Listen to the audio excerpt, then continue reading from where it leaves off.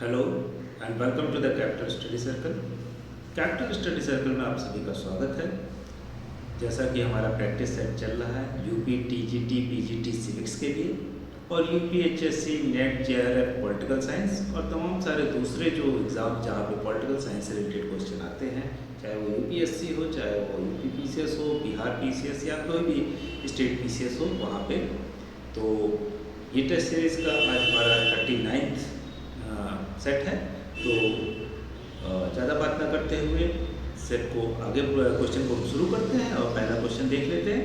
ये हमारा जो प्रैक्टिस सेट है 2013 का जो पीजीटी का एग्ज़ाम है उसका है, तो उसको हम देखेंगे तो कुछ क्वेश्चन इरेलेवेंट दिखेंगे, कुछ अब आज की तारीख में उसका रेलेवेंस कम हो गया है, लेकिन पैटर्न आप समझ सकते हैं कि इस पैटर्न पे आज के समय जो चीज़ें हो रही हैं उसको आपको ध्यान में रखना है, उसको याद रखना है, न्यूज़पेपर को पढ़ते रहना है और न्यूज़ देखते रहना है कि क्या चीज़ें हो रही हैं और किस तरह से वो एक दूसरे से रिलेटेड है।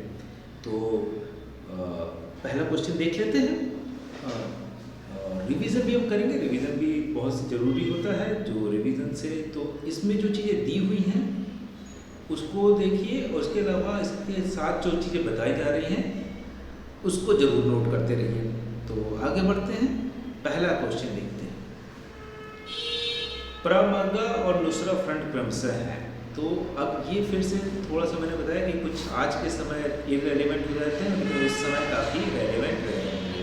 तो ये दो फ्रंट हैं, प्रमगा और नुसरा फ्रंट। अब ये पूछ रहा किससे रिलेटेड है। एक्चुअली ये जो है एक तरह से टेररिस्ट ऑर्गेनाइजेशन है, आतंकवादी संगठन है। कहाँ पे है? कुर्द और यजीदी लड़ाके हैं, अलकायदा के अरब लड़ाके हैं, इस्लामिक स्टेट संगठन के समर्थक सीरियाई सुन्नी हैं, कुर्द और असद विरोधी लड़ाके हैं। तो ये कौन है? एक्चुअली ये अगर उस समय की न्यूज़ आप देखेंगे तो बहुत ज़्यादा पॉपुलर था कि कौन है नुसरा फ्रंट किससे लड़ रहा है, कुर्द और असद विरोधी लड़ाके। असद कहाँ पे हैं? सीरिया में। सीरिया के राष्ट्रपति बशर अल असद, ये आपको मालूम होना चाहिए। तो असद के अगेंस्ट में और कुर्द लड़ाके वहाँ के जो उनके अगेंस्ट में ये लोग लड़ रहे हैं। तो आज के समय जो रेलिवेंट हो, कोई टेररिस्ट एक्टिविटी हुई हो या इस तरह की चीज़ें याद रखना है, तो ये क्वेश्चन आने की संभावना तो बहुत कम है, लेकिन इससे रिलेटेड कोई मेजर इंसिडेंट होता है तो आप जरूर उसको ध्यान में रखिए। आगे बढ़ते हैं, क्वेश्चन नंबर 2 देख लेते हैं।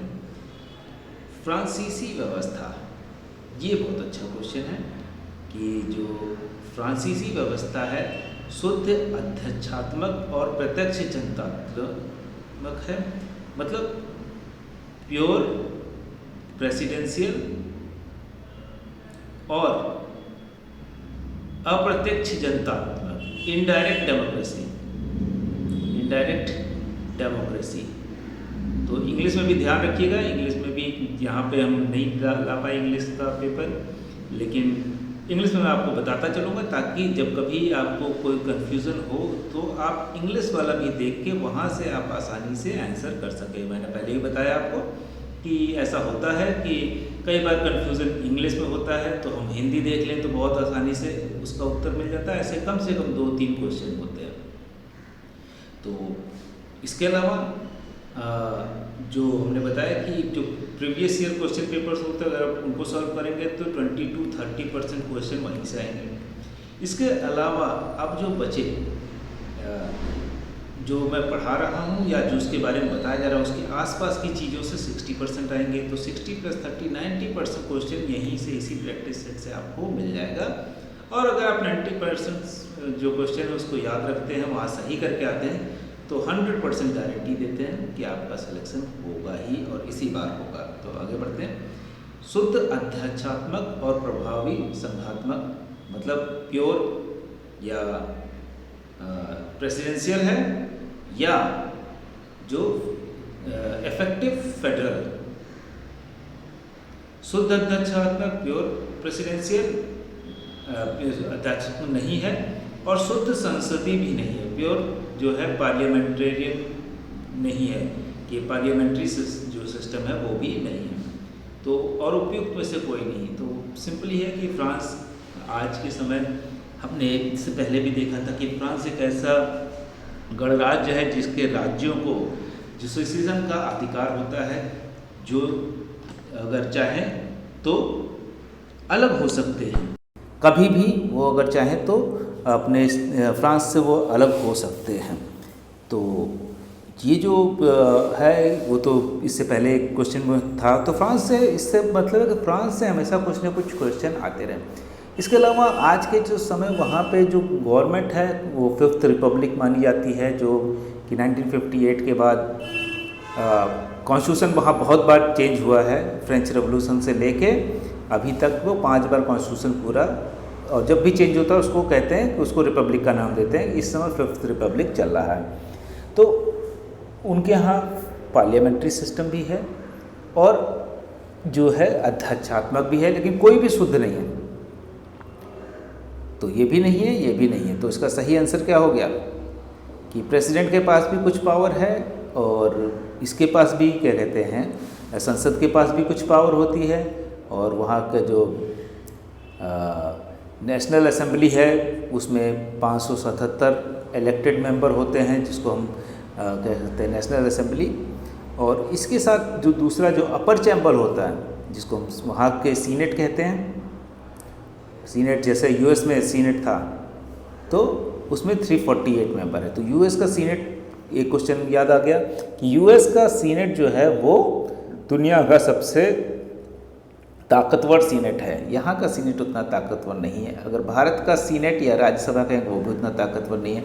यहाँ पे जो है नेशनल असेंबली जो है वो ज़्यादा ताकतवर है 500, और साथ ही साथ वो प्रेसिडेंट और इसके बीच में एक बैलेंस बना के रखती है। तो दोनों ही, ये थर्ड नंबर इसका सही है। आगे बढ़ते हैं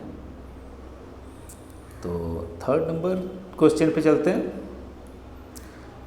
भारत में संथानम और वोहरा समितियों ने क्रमशः किन विषयों पर प्रतिवेदन प्रस्तुत किया? तो ये कमिटीज़ हैं भारत में, हमेशा अलग अलग चीज़ों पे कमिटीज़ बनती रहती हैं, चाहे वो पंचायती राज के लिए बनी हो, चाहे वो इलेक्शन को लेकर, रिफॉर्म को लेके बनी हो, चाहे वो करप्शन को लेके बनी, चाहे वायलेंस को लेके बनी, तो या तमाम सारे जो राइट्स होते हैं उस पर कमेटी बनती है। तो यहाँ पे भी है। अब ये संथानम और वोहरा कमेटी किस चीज़ पे है रिस्पेक्टिवली? तो संथानम कमेटी जो है वो कब बनी थी? आपको मालूम होगा 1963 में किसने बनवाई थी या किसके सुपरविजन में बनी थी? लाल बहादुर शास्त्री। और उन्होंने संथानम को अपॉइंट किया था कि जो करप्शन है उसमें जो उसके लिए एक जो एडमिनिस्ट्रेशन में करप्शन है या दूसरी जगह पे जो करप्शन है वो पता किया जाए, उसका निवारण दिया जाए। तो भ्रष्टाचार जिसको हम कहते हैं हिंदी में, तो भ्रष्टाचार 3 में है, तीनों में से ही एक होगा कोई। अब वोहरा कमेटी पे आते हैं। तो वोहरा कमेटी किस लिए बनी थी? ये 1993 में बनी थी।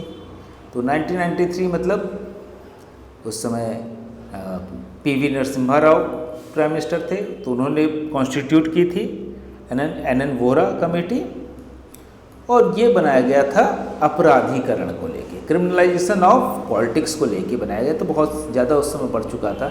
तो सही आंसर क्या हो गया? डी। तो बहुत आसानी से आप इसको थोड़ी सी जानकारी अगर रखेंगे तो बहुत आसानी से हो जाएगा। तो याद रखिए, संथानम कमेटी भ्रष्टाचार, वोहरा कमेटी क्रिमिनलाइजेशन या अपराधीकरण पे। तो ये 2 चीज़ें हैं, और बाकी तमाम सारे और भी जो कमिटीज़ हैं उसको ध्यान में रखिए। 4th पे चलते हैं। अब ये फिर से एक बड़ा आज के समय इरेलीवेंट है, लेकिन उस समय काफ़ी रेलिवेंट था और उसका उपयोगिता थी। फॉली, स्टॉलॉफ और हेंस, ये कौन थे? तो एक्चुअली ये जर्नलिस्ट थे। स्टॉलॉफ जो थे वो क्या थे? वो फॉले और ये जो थे ये लोग ये जर्नलिस्ट थे, सीरिया के अंदर थे। और वहाँ पे क्या हुआ, जो ISIS के लड़ाके थे, ISIS के जो टेररिस्ट कह सकते हैं, उन्होंने उनको किडनैप कर लिया और उनको गला रेत दिया था। तो इस्लामिक स्टेट के आतंकवादी मारे गए, मारे गए व्यक्ति थे। तो ये उसका उस समय तो रेलिवेंट था, उस समय उसका संदर्भ बनता था, आज के समय उतना नहीं है, लेकिन फिर भी आंसर आपको ध्यान में रखना है। ओके, आगे बढ़ते हैं। 5वां नंबर क्वेश्चन देख लेते हैं। निम्न में से किस वर्ग के विचारकों ने वाद, प्रतिवाद और संवाद की द्वंद्वात्मक पद्धति का प्रयोग किया? ये बहुत अच्छा क्वेश्चन है, क्योंकि इस तरह के क्वेश्चन जो होते हैं सिर्फ कॉन्सेप्चुअल क्लैरिटी से आप कर सकते हैं, उसमें कोई बहुत याद रखने की ज़रूरत नहीं है, या किसी का नाम, ईयर या इस तरह की चीज़, बुक का नाम, ये सब चीज़ें नहीं याद रखनी। कॉन्सेप्ट क्या है? वाद प्रतिवाद, वाद प्रतिवाद और संवाद। तो इसका हिंदी में अगर इंग्लिश में देखें तो थीसिस, एंटीथीसिस, थीसिस और फाइनली सिंथेसिस इंग्लिश में। तो इसका मतलब क्या होता है? तो निगेशन ऑफ द थीसिस, ये थीसिस है मतलब वाद है कोई जो इस्टेब्लिश आज के समय कोई चीज़ है, उसका एक एंटीथीसिस आता है, मतलब इसका निगेशन या नकारा जाएगा कोई चीज़। जैसे आज के समय को है कि किसी भी चीज़ को आप कपड़े को लेके कह सकते हैं, या एक समय में जैसे सती प्रथा है, तो सती प्रथा का निगेशन हो गया, एंटीथीसिस उसका। और फिर क्या हुआ कि सिंथेसिस, जहाँ पे दो कॉन्फ्लिक्टिंग आइडियाज़ थे उसके बीच में बनेगा। जैसे अगर आप देखेंगे तो जैसे एक विवाह, एक व्यक्ति एक विवाह ही कर सकता है, तो ये हो सकता है, लेकिन बहुत से लोग कहते हैं कि उससे भी आगे निकलने की कोशिश करें, तो एंटीथीसिस क्या हुआ कि सिर्फ एक व्यक्ति एक ही कर सकता है। लेकिन फिर से आगे फिर सिंथेसिस हो सकता है कि उसके बीच का कुछ हो कि अगर व्यक्ति राजी हैं, उसमें समाज या कोर्ट नहीं कह सकता, अगर 2 व्यक्ति या 3 व्यक्ति या 4 व्यक्ति आपस में राजी हैं, तो वो चारों एक किससे शादी करेंगे, ये कैसे रोक पाएंगे हम? तो ये जो चीज़ें हैं, और शादी तो आप रोक सकते हैं, लेकिन साथ में रहना, साथ में दूसरी चीज़ें करना, वो तो नहीं रोक सकता कोई भी।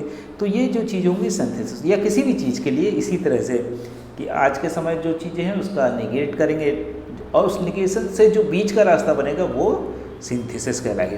अब ये सिंथेसिस बहुत दिनों तक अगर मानी जाती रहेगी, मान्यता बन जाएगी, तो फिर इसका भी एंटीथीसिस आएगा। ये सिंथेसिस क्या बन जाएगा? थीसिस, वाद बन जाएगा। एक समय में जो बहुत परिवर्तनकारी जो चीज़ें लगती हैं, या जो आप घरों में देख सकते हैं कि जो व्यक्ति बहुत परिवर्तनकारी लगते हैं एक समय में, कुछ सालों बाद वही हमको कंजर्वेटिव लगने लगते हैं, वो संकीर्ण विचारधारा के लगने लगते हैं, और फिर उनसे अगली पीढ़ी लड़ाई करने लगती है, और फिर नई चीज़ें आती हैं। तो ये किसका आइडिया है एक्चुअली? हेगल और मार्क्स का। मार्क्स और मिल का ये आइडिया नहीं है, कांट का भी नहीं है, लास्की का भी नहीं है। हेगल तो माने जाते हैं द्वंद्वात्मक जो है उसके, और मार्क्स ने उन्हीं से द्वंद्वात्मक पद्धति को सीखा है। और मार्क्स कहते हैं जो हेगल का आइडिया है वो बहुत अच्छा है, लेकिन मैंने क्या किया, उसको जस्ट अपोजिट कर दिया, अपसाइड डाउन कहते हैं कि उसको पलट दिया। ये इधर से सर के बल पड़ा हुआ था, ये सर के बल इनका आइडिया पड़ा हुआ था, मैंने क्या किया, उसको पैर के बल डाल दिया। तो बस ये भी स्टेटमेंट पूछा सकता है किसका है कि हेगल का आइडिया को मैंने क्या किया, पैर के बल डाल दिया जो सर के बल पड़ा हुआ था। आगे बढ़ते हैं 6 नंबर क्वेश्चन। इनमें से किस घटना का तनाव शैथिल्य से जोड़ना अनुचित होगा? तो तनाव शैथिल्य मतलब टेंशन रिलीज करने के लिए कि अब टेंशन को कम किया जाए। जो तनाव है, टेंशन को रिलीज करना या कम करना, लेस करना, वो किससे होगा? नेटो का गठन। नेटो का गठन मतलब north atlantic treaty organisation. North atlantic treaty organisation जो है, इसमें कितने मेंबर हैं? 30 मेंबर हैं, और जो कि 28 यूरोपियन कंट्रीज़ हैं, बाकी अमेरिका है। तो 2 अमेरिकन कंट्री जो कनाडा और यूएस हो गए। तो कब बना ये? 1969 में। तो 17 नवंबर डेट भी याद रख सकते हैं। तो 1969 में क्यों बना ये? कि कलेक्टिव सिक्योरिटी का आइडिया था कि अगर किसी भी जो यूरोपियन कंट्री जो नाटो का मेंबर हैं, अगर आज के समय ये पूछे जाने की संभावना बहुत ज़्यादा है क्योंकि यूक्रेन वॉर चल रहा है और यूक्रेन अगर नाटो का मेंबर होता तो रसिया उस पर अटैक नहीं करता, और अगर रसिया अटैक उसके बावजूद करता तो यूएस और यूरोप पूरा मिल के उसके साथ लड़ना पड़ता, जिस तरह से अभी यूक्रेन का साथ बाकी यूरोपियन कंट्री और यूएस नहीं दे रहा है, उस समय देना पड़ता है अगर वो मेंबर होता तो। और उल्टा भी है, यूक्रेन से युद्ध इसीलिए हो रहा है रसिया का क्योंकि वो नाटो को मेंबर बनना चाहता था, तो इसलिए भी है कि पहले से ही अटैक करके उसको अलग कर दिया जाए, नहीं तो वो नाटो का मेंबर बन जाएगा। इसके अलावा साल्ट, जो साल्ट क्या है कि स्ट्रेटजिक आर्म लिमिटेशन टॉक्स, जो ये टॉक की गई, अमेरिका की वियतनाम से वापसी, अमेरिका जो है वियतनाम में अटैक करता है और उसको वापसी लेता है।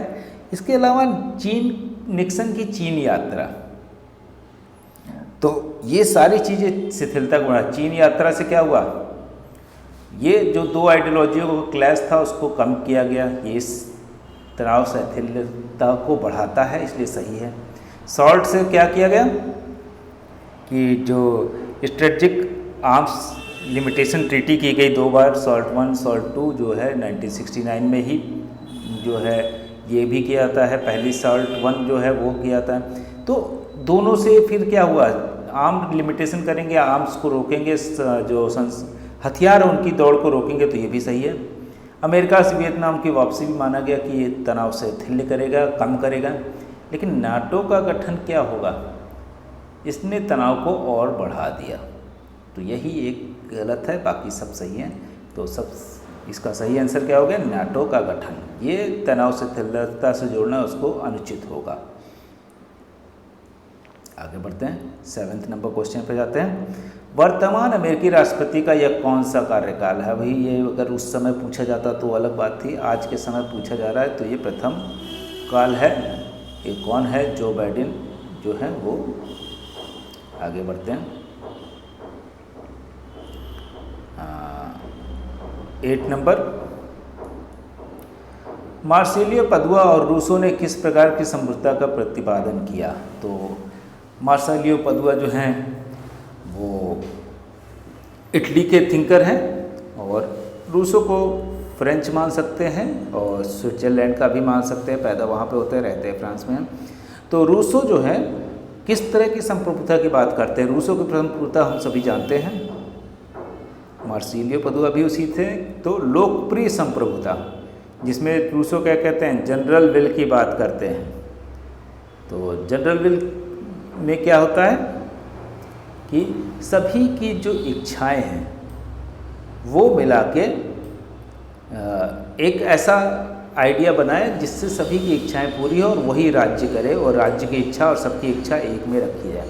तो दोनों ही ऐसी बातें बिलीव करते हैं, इसलिए लोकप्रिय, न धार्मिक, न अभियोजनमुख, न संसदीय, लोकप्रिय जो है संप्रभुता की बात करते हैं कि सभी लोग उस संप्रभुता में भागीदारी हों।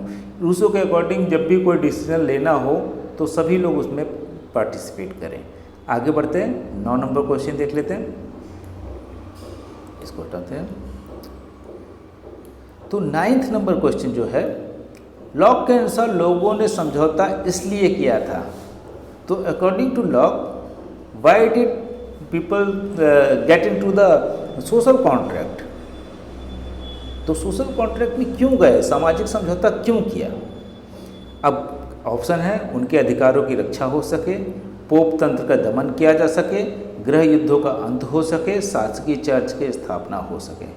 तो जो है अगर देखें, पोप तंत्र और शासकीय चर्च तो नहीं होगा, क्योंकि ये एक तरह से सेकुलर स्टेट की बात करते हैं। दूसरा क्या है, गृह युद्धों का अंत हो। इसकी बात तो अगर हम वेस्टफैलियन ट्रीटी से करें तब तो फिर भी ठीक है। तो उनके अधिकार की रक्षा हो सके, व्यक्तियों के अधिकार की रक्षा हो गया। अब क्या कह रहे हैं, हॉब्स को अगर हम देखें तो हॉब्स क्या कह रहे हैं, human life is nasty, brutish, short, solitary. इसका मतलब है बर्बर, अकेलापन है, व्यथित है। हॉब्स के अकॉर्डिंग आदमी और उससे बचने के लिए क्या करता है, सोशल कॉन्ट्रैक्ट करता है, सामाजिक समझौता करता है। लेकिन लॉ क्या कहते हैं, आदमी अच्छा जीवन जी रहा है, एक दूसरे को कोऑपरेट कर रहा है, एक दूसरे की मदद कर रहा है, सहयोग कर रहा है, सब कुछ ठीक है, स्टेट ऑफ नेचर जो है उसमें सब कुछ अच्छा आदमी है। लेकिन दिक्कत है इसमें कुछ लोग अगर ख़राब करेंगे तो उनके ऊपर भी असर पड़ेगा। तो इसकी वजह से उनको पनिश करने के लिए क्या बनाया गया, या तो आप डायरेक्टली पनिश कीजिए, नहीं तो किसी एजेंसी को दीजिए। वो एजेंसी क्या होगी, स्टेट। और वो स्टेट कैसे बनेगा, एक सोशल कॉन्ट्रैक्ट हुआ, सभी लोगों ने कॉन्ट्रैक्ट किया, ये नियम है, इस नियम के अनुसार सबको चलना है, अगर जो नियम का उल्लंघन करेगा उसको पनिश किया जाएगा। तो उससे एक राज्य बनता है, तो उनके अधिकारों की रक्षा के लिए। ठीक है, आगे बढ़ते हैं।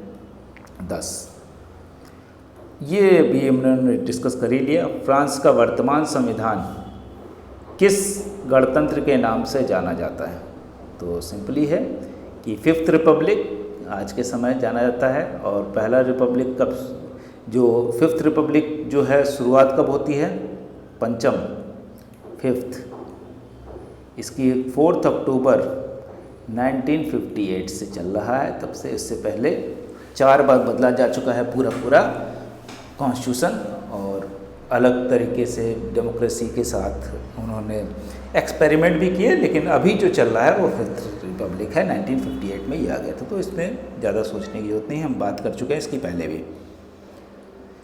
11th देख लेते हैं। 11th में जो है the reflection on violence, the reflection of violence में जॉर्ज सोरेल ने दिखाया है कि लोग उन राजनीतिक मिथकों से प्रभावित होते हैं जो, अब ये इनकी बुक है द रिफ्लेक्शन ऑफ और रिफ्लेक्शन ऑन वायलेंस। तो इसमें ये बता रहे हैं कि लोग हमेशा जो है वो ऐसी चीज़ों से मिथ और से बहुत आकर्षित हो जाते हैं कि भले ही असत्य हो किंतु आकर्षक होते हैं, ऐसी चीज़ों से बहुत प्रभावित होते हैं। सदैव सत्य हो ऐसा कोई ज़रूरी नहीं है, परंपरा पर आधारित हो ऐसा भी ज़रूरी नहीं है, उससे बहुत ज़्यादा प्रभावित नहीं होते। तर्क पर आधारित हो इससे तो बिल्कुल भी नहीं होंगे। तर्क पर आधारित जो होगा वो यूजुअली आम आदमी नहीं होता। परंपरा पर आधारित चीज़ों से होते हैं लेकिन कम होते हैं। सदैव सत्य पे हो ऐसा भी नहीं है, सत्य पे चलने वाले तो बहुत कम है। तो क्या है, सिर्फ भले असत्य हो किंतु आकर्षक हो। जैसे हम देखते हैं टीवी में, मूवी में, फिल्म, कि कितना भी जो लगे कि ये चीज़ नहीं हो सकता, लेकिन फिर भी हम मूवी देखते हैं कि एक आदमी उड़ के 25 लोगों को मार दे रहा है, या कोई तमाम सारी ऐसी चीज़ें हो रही हैं मूवीज़ में, सीरियल में, गानों में, लेकिन वो हमको अच्छा लगता है, आकर्षक होना चाहिए, क्योंकि उसको बहुत ही लार्जर देन लाइफ करके उसको बनाया जाता है। तो ये सोरेल का आइडिया है। आगे बढ़ते 12वां नंबर देख लेते हैं। सामूहिक सुरक्षा की वर्तमान व्यवस्था के संदर्भ में किस सम्मेलन का अत्यधिक महत्व है।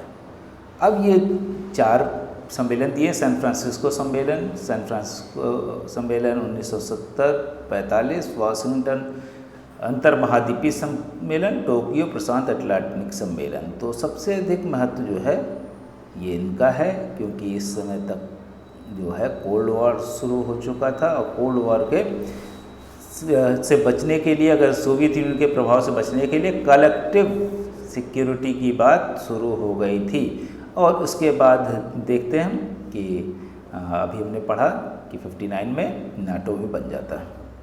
आगे बढ़ते हैं 13 नंबर क्वेश्चन पे।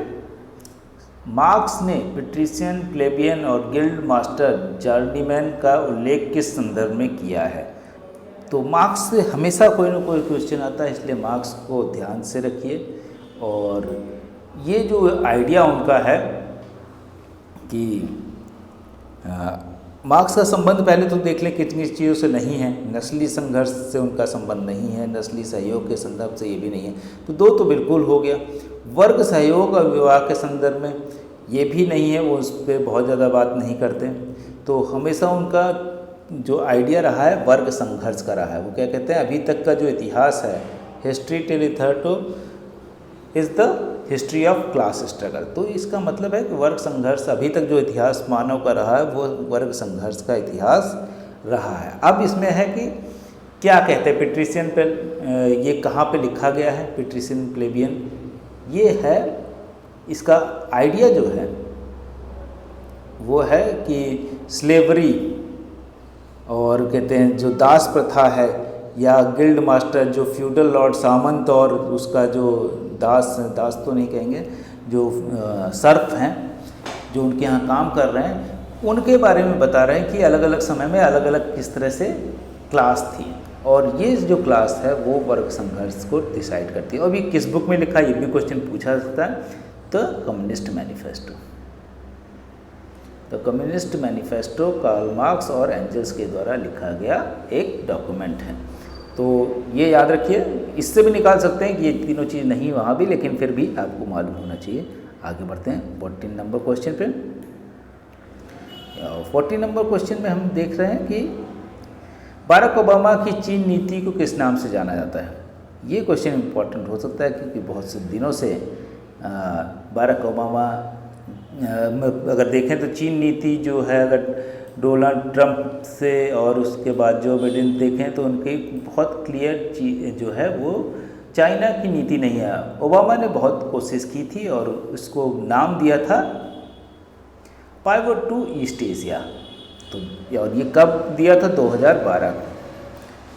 पाइवट टू एशिया पॉलिसी का मतलब है pivot to East Asia. Pivot का मतलब केंद्र या ध्रुवी, कि चाइना जो है ध्रुव है ईस्ट एशिया का, ईस्ट एशिया का ध्रुव है और उसको एक्सेप्ट करना पड़ेगा। तो ये एक्सेप्ट करके फिर उससे डील करना पड़ेगा। ये बाराक ओबामा ने नीति बनाई थी। आगे बढ़ते हैं। शक्ति और प्रतिकार में निर्देशक तत्व क्या है? शक्ति का मीन्स पावर, प्रतिकार का मीन्स अथॉरिटी। तो शक्ति और दोनों में क्या चीज़ डिफरेंस क्रिएट करती है कि एक आदमी के पास अथॉरिटी है, एक आदमी के पास पावर है। अथॉरिटी कब मिलेगी, प्रतिकार कब मिलता है? जब उसमें वैधता, शक्ति में वैधता। एक गुंडा है वो उसकी बात मानी जाएगी, अगर वो मना कर देता है तो बहुत बार लोग नहीं निकलते हैं। लेकिन उसी समय में गुंडे के पास बहुत पावर होनी चाहिए तभी। उसी समय में एक पुलिस वाला भी अनाउंस करता है कि आप लोग बाहर ना निकलिए, या ट्रैफिक पुलिस वाला हाथ देता है सिर्फ रुक जाने के लिए, और तमाम सारी बड़ी से बड़ी गाड़ियाँ रुक जाती हैं। तो ये उसके पास इतनी शक्ति कहाँ से आई? क्योंकि उसके पास वैधता है, अथॉरिटी है। अथॉरिटी कहाँ से आई? क्योंकि उसके पास वैधता है, क्योंकि उसको सरकार ने अपॉइंट किया है इसी काम के लिए। तो वैधता जो है वो इम्पॉर्टेंट है, इसका सही आंसर हो जाएगा वैधता। आगे बढ़ते हैं 16 नंबर पे। 16 नंबर क्वेश्चन है, निम्नलिखित में से किस रेट का शाब्दिक अर्थ होता है हम आदेश देते हैं। अब ये जो अभी तक मैं बात कर रहा था कि अगर आप इंग्लिश में जानते हैं तो हिंदी को पढ़ लीजिए, और अगर हिंदी में है तो इंग्लिश को एक बार पढ़ लीजिए, बहुत चीज़ें आसान हो जाएंगी। अब इसमें हम आदेश देते हैं, अगर इसको देखें तो इंग्लिश में क्या होगा? जैसे बंदी प्रत्यक्षीकरण को क्या कहते हैं? Habeas corpus. लेकिन हैबियस कॉर्पस से शायद नहीं समझ पाएगा। बंदी का प्रत्यक्षीकरण करना होगा 24 घंटे के अंदर, ये साफ साफ लिख रहा है, समझ में आता है हमको। परमादेश, मैंडमस। मैंडमस क्या होता है? परमादेश, कि हम आदेश देते हैं। अब यहाँ से निकल ही गया। प्रतिषेध, प्रोहिबिशन। और अधिकार परीक्षा, क्यों वारंटो, कि किस अधिकार से आपने ये काम किया। तो ये सारी चीज़ें इंग्लिश में है, लेकिन ये इंग्लिश में ना होकर लैटिन में है, तो इसलिए दिक्कत होती है। अगर हिंदी में देख लेंगे तो आसानी से परमादेश का आइडिया आ जाएगा। आगे बढ़ते हैं 17 नंबर क्वेश्चन। भारत के योजना आयोग और रेलवे के प्रमुख तौर पर क्रमशः क्या माना जाएगा? ये क्वेश्चन हम बहुत बार कर चुके हैं, और कह सकते हैं कि हमने आपको लाइन, स्टाफ और ऑक्सिलरी एजेंसी के बारे में इससे पहले भी कई बार बताया है, तो उसको फिर से एक बार थोड़ा सा देख लेते हैं कि लाइन एजेंसी क्या होती है, जिसको हम कह सकते हैं कि यहाँ पे पूछा गया है कि क्या चीज़ है? सूत्र संस्था। लाइन एजेंसी मतलब सूत्र संस्था। तो लाइन एजेंसी क्या होती हैं? जो डायरेक्टली पब्लिक से डील करें। अलग अलग उसके ऊपर से लेके नीचे तक डिपार्टमेंट होगा, उसमें तमाम सारे अलग अलग लोग होंगे, लेकिन ये लाइन की तरह काम करेंगे, ये ऑर्डर देगा और इसको फॉलो करना पड़ेगा यहाँ से उनको। अब जो है दूसरा क्या होता है कि इनको मान लीजिए कि कोई सहायता चाहिए, और क्योंकि सभी लोग बिजी हैं तो ये बोलेंगे कि इसमें क्या रिफॉर्म हो सकते हैं, ऐसी चीज़ें बताइए क्या हो सकता है, तो ये दूसरी एजेंसी को हायर करते हैं। वहाँ पे क्या होता है, उसको क्या कहते हैं, स्टाफ एजेंसी। स्टाफ एजेंसी क्या करती है, सजेशन देती है, कोई रिसर्च करनी हो वो सब चीज़ें बताती है। तो अब यहाँ पूछा योजना आयोग, आज के समय योजना की जगह क्या दे देगा, नीति आयोग। तो नीति आयोग क्या है, रिसर्च करती है, समझाती है, फीडबैक देती है, ये सब काम करते हैं ना। तो ये हो गया स्टाफ एजेंसी। और लाइन एजेंसी क्या होगा, रेलवे जो है लाइन एजेंसी है, क्योंकि जनता से सीधे डील करती है। अब इसी के साथ ऑक्सिलरी एजेंसी भी बात की थी।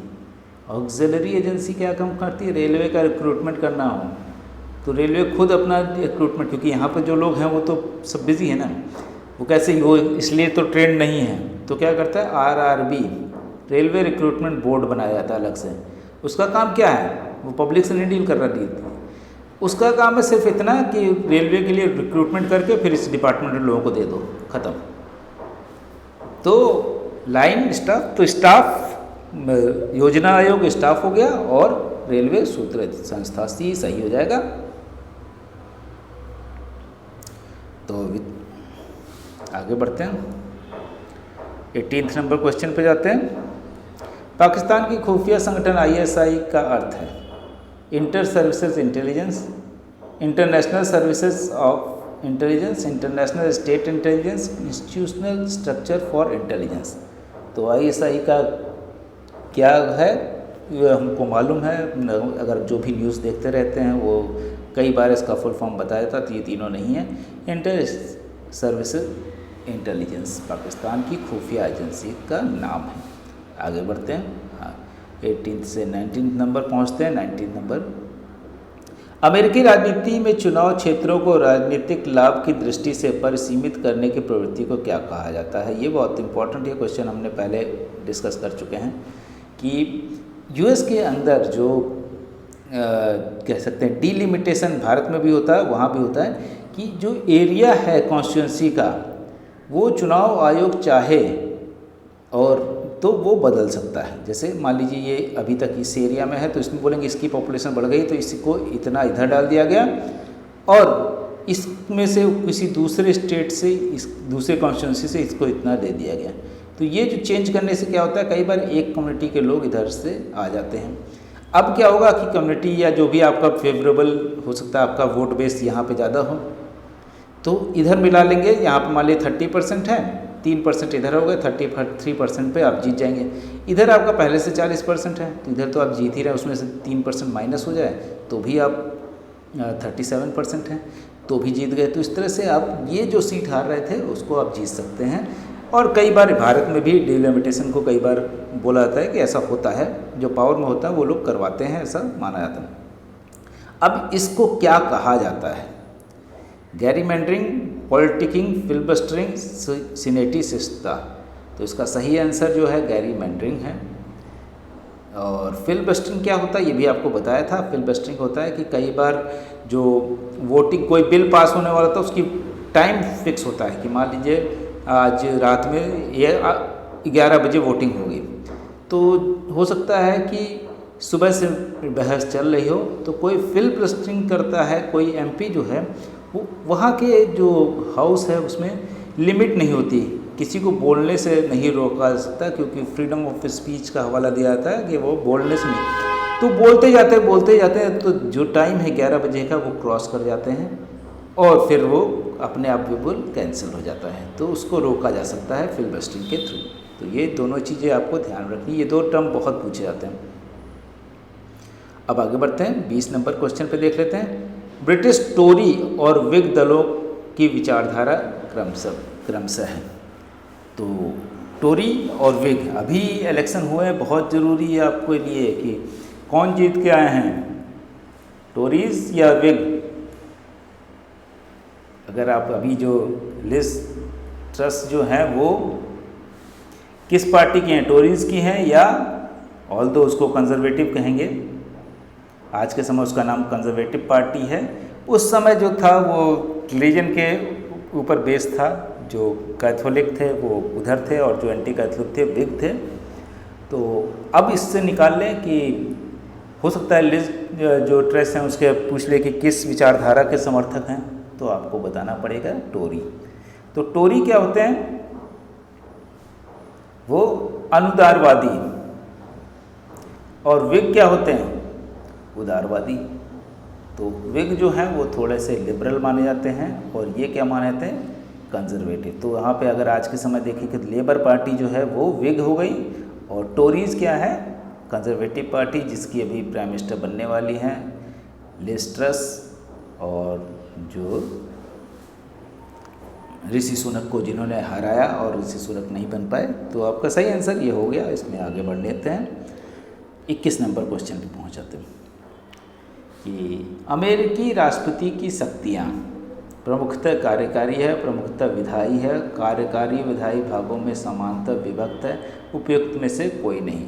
तो क्या हो सकता है? प्रमुखतः कार्यकारी है, प्रमुखतः विधायी है, कार्यकारी विधायी भागों में समांतर विभक्त है, उपयुक्त में से कोई नहीं। तो प्रमुखतः कार्यकारी है क्योंकि विधायी शक्तियाँ उसके पास नहीं है, वो हाउस बनाता है विधान। और दोनों में बहुत ज़्यादा कुछ चीज़ों पे विधेयक बना सकता है, लेकिन ऐसा नहीं कि सब चीज़ों में। तो सही आंसर क्या होगा? A answer. 22 में चले जाते हैं। जॉन स्टुअर्ट मिल ने स्वतंत्रता के संदर्भ में सभी मानवीय कार्यों का विभाजन किस प्रकार किया है? तो ये सभी लोग जानते हैं। John Stuart Mill, J.S. मिल, जो लिबरल थ्योरी के जनक माने जाते हैं, ऑल दो वो अपने आप को क्या कहते हैं? यूटिलिटेरियन या उपयोगितावादी। तो अब किसके बारे में कहते हैं? वो मानवीय कार्यों को दो तरह से, स्वसंबंधी, परसंबंधी, प्रभावात्मक, निष्प्रभावात्मक, धार्मिक एवं नास्तिक, उपयुक्त में से कोई नहीं। तो ये तीनों नहीं है। कौन सा सही होगा?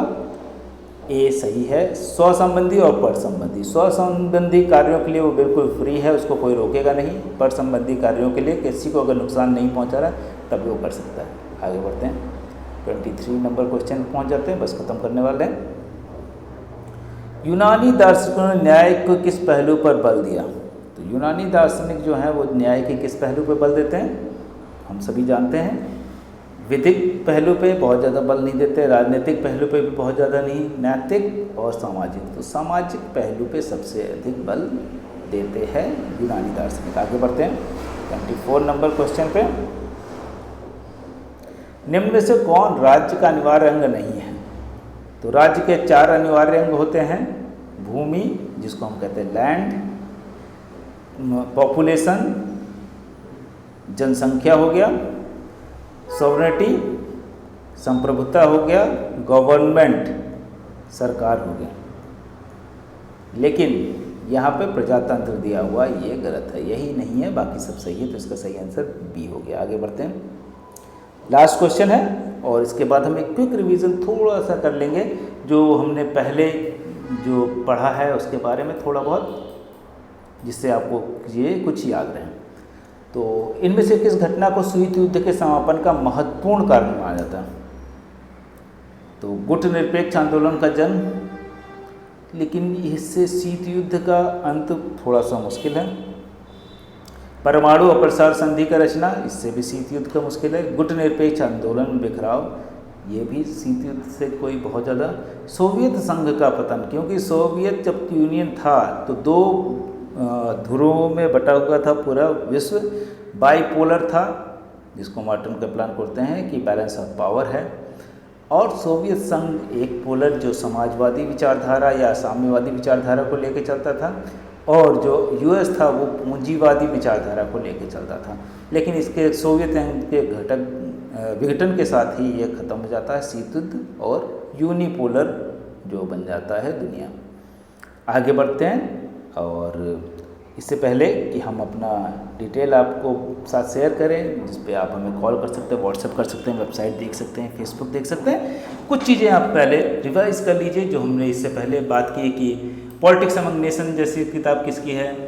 हैंस मॉर्गनथाउ की। और ये क्या थे? एक यथार्थवादी चिंतक थे।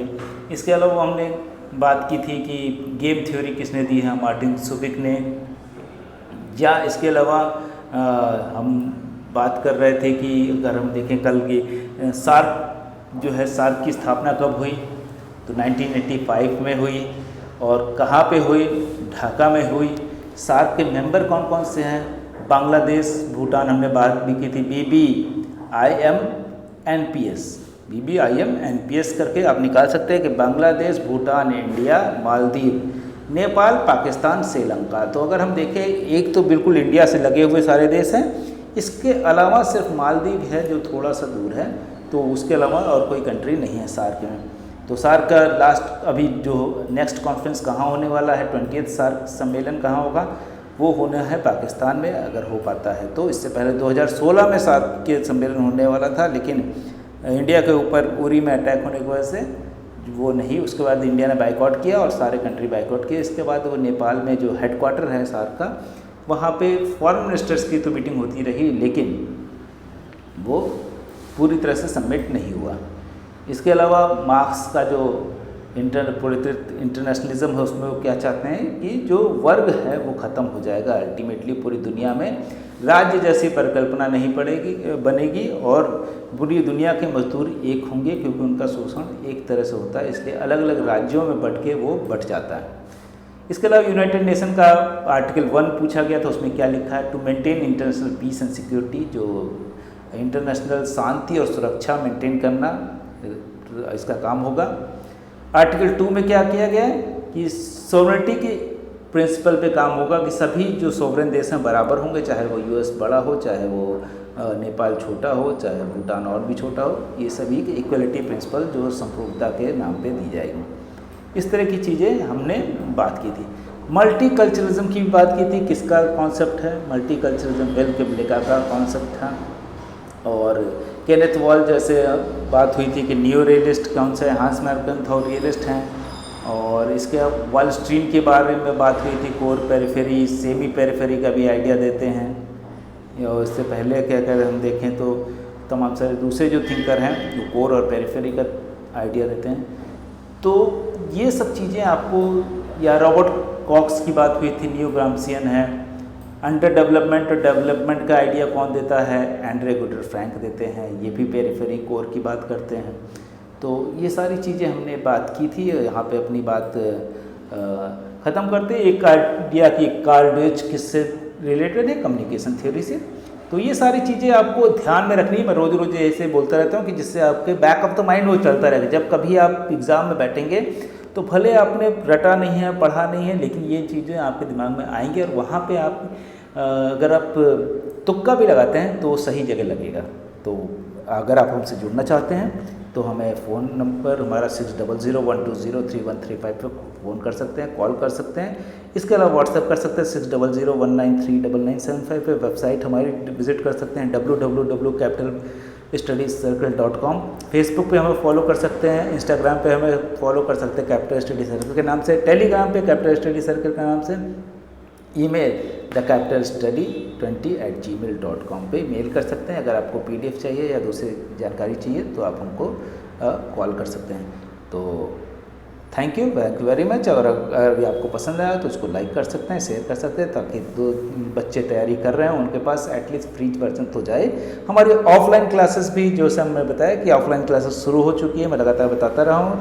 और जो बच्चे दिल्ली में हमारे साथ जुड़े हुए थे उन्होंने रिक्वेस्ट की कि यूपी के अंदर, क्योंकि अभी कोरोना टाइम में वो वापस दिल्ली नहीं जाना चाह रहे थे, तो यूपी के अंदर एक ऑफलाइन कोर्सेज यहाँ भी अवेलेबल कराइए। तो हमने लखनऊ के अंदर अलीगंज में हमारे ब्रांच ओपन की है, आप वहाँ भी जुड़ सकते हैं, ऑनलाइन भी जुड़ सकते हैं। और यूट्यूब पे तो हमारा प्रैक्टिस सेट लगातार जारी रहेगा, रोज़ एक प्रैक्टिस सेट लाएंगे। अगर आप इसको एग्ज़ाम तक हमारे सिर्फ सारे प्रैक्टिस सेट ही लगा लेते हैं तो भी आपका गारंटी के साथ हो जाएगा सिलेक्शन।